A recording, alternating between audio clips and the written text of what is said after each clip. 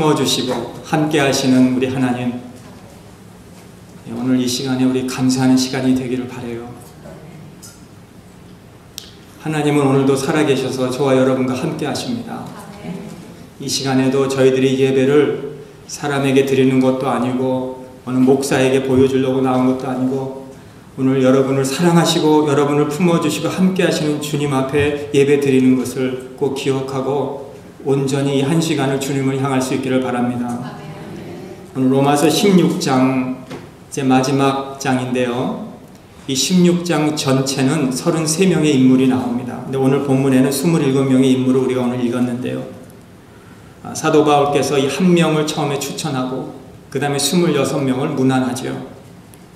이 사도 바울께서 이 로마서 이 마지막 장에 16장이 마지막 장에 이 유언장과 같은 하고 싶은 말이 얼마나 많이 있겠어요.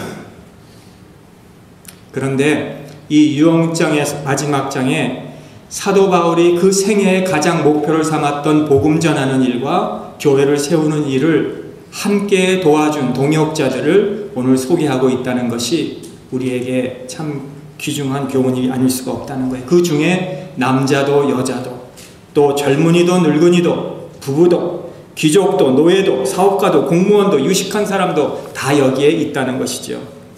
함께 동역한 자들. 여러분, 교회가 무엇이라고 생각하십니까? 저도 오늘 이렇게 평강 우리 교회를 봐도요, 참 이렇게 제가 14년 동안 목회하면서 아주 다양한 사람들을 만나고 있는 것 같아요. 큰 사업도 하고 또는 뭐 공부도 많이 하고 왔다가 잠깐 있다 한국에도 가고 음악도 잘하고 뭐 운동도 잘하고 미술도 잘하고 뭐 정치도 잘하고 다 다양한 사람들이 모였는데 이 하나로 이렇게 우리가 서로 알지도 못했던 사람들이 한 교회에서 이렇게 신앙생활하는 것은 이거는 올게니제이션이 아니고 올게니즘, 유기체라는 거예요. 생명이 있는 그리스도를 믿은 다음부터 변화를 받은 우리이기 때문에 우리가 이렇게 모여서 함께 신앙을 생활을 하고 있다는 거죠. 교회는 사람이 모였느냐 그게 중요한 것이 아니고 하나님이 변화를 시켜서 쓰시고 있는가 이게 중요하다는 거죠. 아무리 숫자가 많이 모여도 하나님이 쓰시지 않으면 그 숫자가 무슨 소용이 있겠습니까? 그러나 적게 모여도 정말 하나님이 나의 인생을 통해서 내가 쓰임받는 인생이라면 얼마나 그것이 귀한 인생이냐는 거죠. 초대 교회가 그 생명력이 숫자가 아니었고 그렇게 많지도 않았는데 오늘 이 27명에 나온 사람들 같이 동역하면서 하나님께 귀하게 쓰임받았다는 것을 오늘 우리가 꼭 기억하면서 우리도 멋지게 한 번밖에 없는 인생을 멋지게 아름답게 매력있게 우리 주님을 위해서 쓰임받을 수 있는 저와 여러분 될 수 있기를 주님의 이름으로 축원합니다. 이 이름들을 우리가 발음하기도 어려운 이름들 대충 넘어가고 싶잖아요. 근데 하나님은 뜻이 있으셨어요. 그래서 여기다 기록했습니다. 오늘 1절에 보시면 베베라는 자매가 나오죠. 갱그리아 교회 일꾼이었어요. 갱그리아는 고린도에서 약 10km 떨어진 지금 말하면 그리스입니다. 베베는 거기에 있다가 고린도에 와서 바울을 만나고 도왔어요. 그리고 바울이 이 로마에 좀 이 편지를 가지고 가라고 했을 때 그는 그 편지를 들고 로마에 가게 되었어요. 이런 정황들을 살펴보면요, 이 왜 사도 바울이 베베를 로마 교인들에게 오늘 청구해달라고 부탁하는지를 알게 돼요. 베베가 여러분들이 지금 갈 테니까 그 자매를 잘 영접해주고 그가 도움이 필요하면 여러분들이 좀 도와주십시오 라고 그렇게 로마 성도들에게 추천하고 있는 거예요. 왜 그랬을까요? 베베는 그 편지 한 장을 가지고 지금 고린도에서 로마에 가면서 이 편지 한 장 전하는 일도 가볍게 생각하지 않고 자원하는 마음, 기쁜 마음으로 특권으로 생각하고 영광스럽게 생각하고 그 편지를 가지고 전달했다는 것입니다. 그래서 2절 끝부분에 보면 여러 사람과 나의 보호자가 되었다는 것도 보면 사도 바울뿐만 아니라 많은 사람들을 도와주고 특별히 사도 바울의 사역에 도움을 준 매력있는 자매였습니다.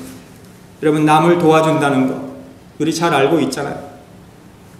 오순절 이후에는 이 사람들이 제자들이 변해서 남을 도와주게 되었어요. 이전에는 어땠습니까? 이기적인 사람이었어요. 제자들만 봐도 주님한테 이렇게 말하죠. 주님, 누가 더 큰 자가 됩니까? 우리 중에 누가 더 큽니까? 이렇게 다투던 자들이에요. 주님, 누가 주님 보좌 옆에 앉을 사람이 누구입니까? 이렇게 말했어요. 그런데 관심이 있었어요. 그런데 오순절 이후로 성령에 의해서 새로 탄생한 제자들이 새로운 공동체를 만들고 근본적인 변화가 가져왔을 때는 이제는 서로 도와주면서 남을 생각하면서 진정한 헌신이 일어났어요. 그래서 사도행전 2장에 보면 날마다 마음을 같이하여 그리스도인 사이에서, 제자들 사이에서 변화를 가져오게 되었어요. 헌신이 있었어요. 물질적인 것들을 나누기 시작했어요. 거기에 놀라운 기적도 일어났어요. 함께 즐거워하고 함께 친송받고 함께 책임과 순종의 단계를 걸어갔어요. 여러분, 이게 서로 혹독한 상황에 처해 있을 때도 공동체가 계속, 교회가 지속될 수 있었던 것이 바로 비결이 여기에 있었다는 거죠. 그런데 오늘 이 베베는 갱그리아 교회의 일꾼이다 라고 그렇게 말합니다. 여기 일꾼이라는 그 단어는 디아코니아라는, 디콘이라는 집사라는 뜻인데, 이 여성도가 이때의 교회에서 여집사라고 그렇게 부를 만큼 그 당시에 남자 성별 차이가 심했던 시대에 베베는 이렇게 디코니아라고 그렇게 불렀다는 거죠. 베베는 교인만이 아니었습니다. 일꾼이었습니다. 교회는 일꾼이 필요해요. 교회는 그저 가만히 왔다 가만히 가는 사람이 아니라 하나님의 일꾼으로 하나님의 부름받는 자들이 필요한 곳입니다. 사도행전 9장에 도르가라고 하는 여자가 또 나오는데, 여제자라고 불리운 것을 보면 이렇게 여성도들도 귀중히 여김을 받은 많은 사람들이 성경에 있습니다. 도르가는 뭐라고 하냐면 선행과 구제하는 일을 심히 많이 한 사람이다. 우리가 남을 많이 도와주게 되겠다. 저 사람은 참 힘들구나, 불쌍하구나. 우리가 도와주지 않으면 누가 도와주냐, 우리가 도와주자, 이런 생각을 많이 하지만 도와주지 않으면 무슨 소용이 있습니까? 생각만 하면 무슨 소용이 있습니까? 여러분, 결국 남는 거는 도와주는 것밖에 없다는 거죠. 다비다라고 하는 여제자도, 도르가라고 하는 여제자도, 베베라고 하는 여제자 보면은요, 별로 남긴 것이 없어요. 성경에 그들이 많은 업적을 남기고 많은 그 증거를 남겼다, 그런 말 없이 불쌍한 사람들을 속옷과 겉옷을 만들어 주면서 베드로에게, 도르가가 세상을 떠날 때 베드로에게 찾아와서 그가 우리를 위해서 이렇게 속옷을 만들어 줬습니다, 겉옷을 만들어 줬습니다 라고 하면서 베드로에게 보여줬을 때 베드로가 얼마나 감동을 받았겠어요. 아, 이 사람은 바로 이런 사람이었구나. 적어도 여러분은 하나님의 종들을 감동시킬 수 있는 사람이 되어야 돼요. 속옷이 뭐 그렇게 큰 겁니까? 몇 뿌리면 살 수 있는, 몇 뿌리면 만들 수 있는 그 속옷이지만 그 적은 것 가지고도 하나님의 종 베드로를 감동시킬 수 있는 사람이 되어야 된다는 거예요. 우리가 언제인지 모르지만 저와 여러분 다 이 세상을 떠날 때 누군가가 찾아와서 그 장례를 집행하는 목사님에게, 목사님, 이분은 떠나면 안 돼요, 이분은 너무 아까운 사람입니다, 있어야 됩니다 하면서 울 수 있는 사람이 있습니까? 그런 사람이 있으면 얼마나 복된 사람이겠습니까? 얼마나 주님께 영광을 돌리는 사람이었겠습니까? 우리는 모두 은사를 받았습니다. 도르가는 구제의 은사를 받았습니다. 베베는 도와주는 은사를 받았습니다. 어떤 사람은 음악의 은사, 어떤 사람은 연극의 은사, 섬김의 은사, 가르침의 은사, 예언의 은사, 가르침, 모든 은사를 다 우리가 각기 받았지만, 그러나 그 모든 은사가 다 그리스도를 전하게 해야 된다는 거예요. 고린도전서 12장 4절에 보니까 은사는 여러 가지 있으나 성령은 같고, 직임은 여러 가지 있으나 주는 같고, 역사는 여러 가지 있으나 하나님은 같다고, 그런 것 같이 우리 각 사람이 성령의 뜻대로 나누어 주는 그것이 바로 하나님께 영광을 돌리는 것이라는 거예요. 그래서 우리는 이제 받은 것, 받은 은사, 받은 그런 재능들을 유기체가 되어 주신 주님의 몸된 교회를 우리가 섬길 때 예수 그리스도를 볼 수 있도록 그렇게 사는 자가 될 때 베베와 같이 하나님께 영광을 돌리는 그런 사람이 될 줄을 믿습니다. 오늘 3절에서 16절은 26명의 이름을 자세하게 기록하고 있습니다. 그저 이름만 적은 것이 아니라 그들이 누구인지 하면서 문안을 하죠. 이 로마에 한 번도 가보지 못한 사도 바울이 이 로마에 있는 사람들을 어떻게 매일 본 사람같이 그렇게 자세하게 기록한 것을 보면은 참 궁금해요. 어떻게 그들을 만나서 그렇게 잘 알까? 그때 당시에 믿는 사람들을 황제가 핍박하고 흩어보내고 로마에서 나가라고 할 때 그들이 와가지고 특별한 인물들, 예를 들어서 브리스가와 이 아골라 같은 사람들이 와서 베드로를 도와주면서 그들에 대해서 말했던 것 같아요. 그 중에 그 브리스가와 아골라가 처음에 등장하죠. 3절에. 이 이름을 봐도요, 참 다양한 사람들, 10명은 여성도들이고요. 이 로마 교회가 얼마나 다양한지를 우리에게 보여줘요. 여성도들도 있고 남자들도 있고 또 노예도 있고. 우리 이민교회 이 교회는요, 참 같은 민족이 모였는데도 참 하나가 되기가 어려운 것 같아요. 그렇죠? 마음이 어떻게 그렇게 갈라지는지 모르겠어요. 그래서 우리 한국 사람들을 모래알 것 같다 그래요. 네. 자꾸 이렇게 붙지를 못해요. 일본 사람들은 진흙과 같다 그런데요. 사실인지 모르겠지만 그 사람들은 꽁꽁 뭉친다는 거예요. 우리 한번 양녀 사람들 진흙같이 됩시다. 한번 인사해줘요. 진흙같이. 뭉쳐야 돼. 뭉쳐야 돼. 근데 오늘 사도 바울이 브리스가, 이 브리스가는 브리스길라를 줄인 말인데 브리스가와 아골라를 문안하라 그랬어요. 이들은 유대인이었습니다. 또 7절에 보면 내 친척 나와 함께 갇혔던 안드로니고와 유니게에게 문안하라 그랬습니다. 이 친척이라고 하는데 이 친족이라는 단어는 진짜 바울의 친척이 아니라 함께 유대인으로 한 그 민족이라는 뜻이고요. 또 먼저 그리스도 안에 있던 자라는 것은 사도 바울이 변해서 예수님을 진짜 믿게 된 전에 그들이 먼저 주님을 믿었다는 것. 11절에 보면 헤로디온에게 문안하라 그랬는데 역시 이 뜻은 내 친족, 그도 유대인이라는 것을 우리가 봅니다. 여기 유대인들에게 문안했어요. 그리고 반면에 8절에 보시면 내 사랑하는 암블리아, 또 9절에 보면은 내 동역자인 우리바노, 또 14절에는 허마, 15절에는 비돌로고, 율리아, 또 전형적인 이 사람들은 어떤 사람들이냐? 노예들이었어요. 이 노예들은 이름이 하나밖에 없었어요. 예를 들면 가이어스, 줄리어스, 시저 뭐 이렇게 세 가지 이름, 우리는 뭐 데니엘, 은일, 팩 이렇게 하는 것 같이 우리 이름 막 세 가지, 이렇게 네 가지가 있는데 스페니시 사람들을 보면 막 레스 네임이 곤잘레스, 무슨 뭐 라드리게스 뭐 이렇게 두 개가 막 있잖아요. 그런데 레스 네임만 해. 근데 노예는 이름이 딱 하나밖에 없는데 이 사람들은 원어에 보면 이름이 딱 하나밖에 없고 카타콤에 가면은 그 사람들의 암볼리로고라는 이름이 딱 적혀 있었다 그래요. 그러니까 노예였습니다. 11절에 보면 나기수의 권속 중 이런 것은 이 누구의 후손인가? 헤롯 대왕의 후손, 귀족의 후손들이었어요. 그런데 복음이 들어가고 믿음이 들어가고 나니까 귀족이든 노예이든 부한 사람이든 가난한 사람이든 남자든 여자든 모두 복음의 핵심부에 들어온 동역한 사람이 되었다는 거예요. 복음이 들어와야 돼요. 우리 교회가 숫자가 꽉 채워지는 것보다 우리 마음에, 심령에, 영혼에 복음이 들어와야 우리가 진흙이 될 수 있는 거예요. 우리가 그 귀족이나 노예나 따지는 것이 아니고 교회 와서는 그런 것 따지는 게 아니죠. 교회 와서는 우리가 박사니 무슨 정치관이 무슨 사장님이니 그런 게 중요한 것이 아니고 교회 와서는 우리는 다 그리스도 안에서 형제 자매된 것을 우리가 보여줘야 되는 것이죠. 복음의 씨앗이 들어가면 황제와 밀접한 관계가 있는 사람이라도 아니면 저 하찮은 노예라도 복음이 그들의 삶을 통해서 증거된 것처럼 오늘 저와 여러분들이 우리가 이곳에 와서 복음이 우리 안에 들어와서 우리가 사는 뭐 샤마미시라든지 벨브라든지 시애틀이라든지 숄라인이라든지 머킬티오라든지 어디든지 시애틀이라든지 우리가 복음을 전할 수 있는 내 집, 내 이웃에게 복음을 전할 수 있는 그런 증인이 되시기를 주님의 이름으로 축원합니다.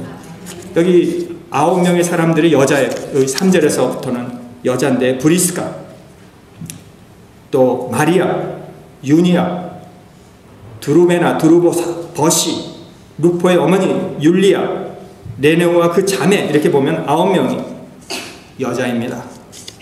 여자가 거의 그렇게 많은 일을 했다는 것을 보여주고 또 특별히 6절에 보면 많이 수고한 마리아, 12절에 보면 많이 수고한 버시, 여기 많이 수고한이라는 이 단어가 나와요.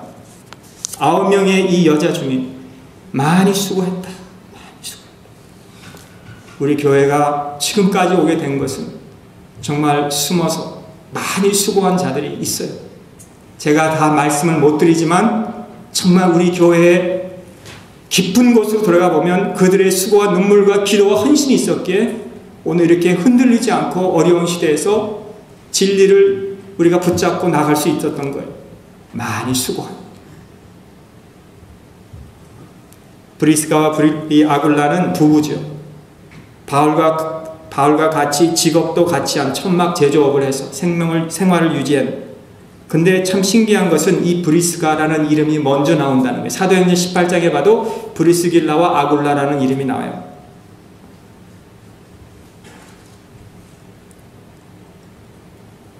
(7절에) 보면은 안드로고니아와 유니아 이렇게 문안하라 그랬는데 여기는 남편이 먼저 나오잖아요. 유니아가 여자예요. 이게 상식이에요. 그런데 이상하게 브리스가는 사도행전에서도 그렇고 오늘 여기에서도 그렇다는 거죠. 또 이 사람을 보면은 5절에 또 저희 집에 있는 교회도 문안하라. 초대교회 자원이 요즘같이 있었겠습니까? 그들이 그 자원이 있어봤자 얼마나 많이 먹었겠습니까? 그런데 그 당시에 그 어려운 상황에서 이 브리스가와 아굴라는 자기의 집을 아까 갱브리아에서 이렇게 살던 자 같이 이 사람들도 고린도에서 자기 집을 열어서 교회같이 사용하게 하고 또 어디를 에베소에 가면 에베소에서 집을 열어서 교회로 사용하게 하고 마치 예수님이 베드로에게 나를 좀 이 배에 세워서 띄워서 내가 이 복음을 좀 전하게 해달라고 한 것 같이 그럴 때 베드로는 그 배에서 예수님이 말씀하신 것을 들으면서 그 베드로가 참 제자가 되었잖아요. 여러분 우리의 집을 열어서 그 집이 큰 집인지 작은 집인지 아파트인지 단층집인지 상관없이 우리의 집을 열어줘야 돼요. 열어줘서 그곳에서 찬송을 드리고 예배를 드리고 말씀을 듣고 구역 예배를 드리고 자꾸 그렇게 하다 보면 그 집이 교회가 되고 그 집이 복을 받게 된다는 것이죠. 그 도리를 배워서 이 부부들이 예수 그리스도의 도리를 에베소에서 참 유명한 복음 전도자로 이 부부가 사용됐고요. 성경에 박식한 사람들이 되었고 신학자 아볼로에게 예수 그리스도의 구원과 성령이 무엇인지를 전해주는 이런 부부가 되었습니다. 사랑하는 성도 여러분, 언제든지 하나님을 예배하는 여러분의 집이 될 수 있기를 바랍니다. 우리가 아무리 유명한 사람 우리 집에 모셔봤자 왔다 가면 그 끝이에요. 그러나 우리 집에서 모여서 예배드리고 모여서 말씀 보고 모여서 통성 기도하고 이렇게 하면요 그 집에 하나님의 축복이 떠나질 않을 줄을 믿습니다. 왜 아내가 먼저 나왔느냐? 참 아무리 봐도요 우리 교회도 여성도님들이 더 신앙이 좋은 것 같아. 아멘입니까 여성도님? 남성도님들이 아멘한 거 보면 진짜 여성도님이 대단한 거예요. 오늘 7절에도 남편을 먼저 언급하고 있지만 이 브리스가가 먼저 나온 것은 참 중요하다는 것.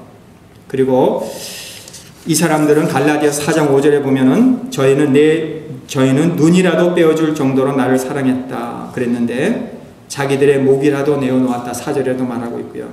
이 바울이 어떤 위기에 처했는지 우리는 다 알지 못하지만 참 생명의 위기를 얻고 이단들이 그 가르치는 것을 반대함으로 인해서 사도 바울이 많은 생명의 어려움을 당할 때 자기 희생으로 자기 목숨이라도 내어놓을 수 있는 이런 박해와 위협을 당하면서 생명을 잃을 수 있는 자가 있었다는 것을 사도 바울은 잊지 못하고 이런 동역자 그래서 그들로 하여금 1세기의 복음이 그 유럽에 전부 전해질 수 있도록 그렇게 한 것처럼 우리 교회에 이런 성도님들이 많이 있으시기를 주님의 이름으로 축원합니다.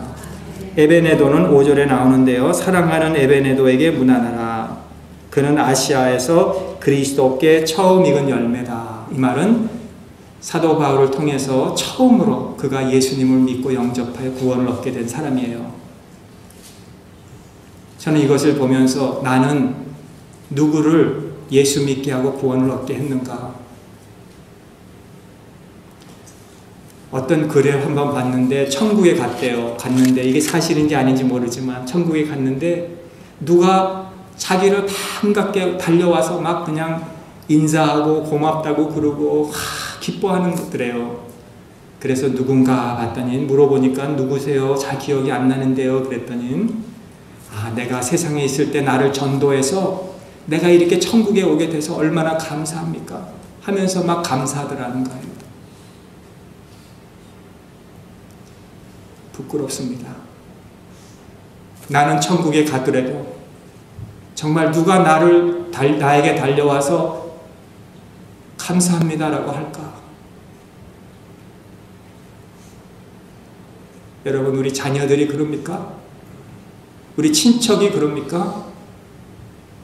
우리 그렇게 못하고 있잖아요.